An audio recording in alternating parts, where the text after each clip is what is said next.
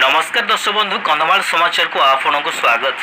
दर्शक बंधु कंधमाल जिला तुमुड़ी बंध थाना अंतर्गत कुर्तमगढ़ निकटस्थ सिंधी पंखाल जंगल में सुरक्षाकर्मी और माओवादी मध्य गुली विनिमय होता। सूचना प्रकार संपृक्त अंचल एसओजी जवान माने कुंबिंग ऑपरेशन चलाई। आज सकाळ प्राय 5 घंटा 40 मिनिट समय सिंधी पंखाल जंगल में सुरक्षाकर्मी और माओवादी मुहांमुही होते। किछि समय धरी उभय मध्य गुली विनिमय घटा पर माओवादी माने घटनास्थल छत्रभंग कर पलाई जाइथिले। घटनास्थल विभिन्न माओ सामग्री जबत होइथिबा बेले किछि माओवादी माने आहत होइथिबा सूचना मिलुछि। तबे एपर्यंत कहार मृताहत होइथिबा खबर स्पष्ट जना पड़ु नहीं। सेपट जदि कहबा किछि दिनर निरवता पर पुणी थरे कंधमाल रे लाल बाहिनी निजर स्थिति जाहिर करुछि। संपृक्त अंचल रे सर्च ऑपरेशन को जोरदार करिछि पुलिस।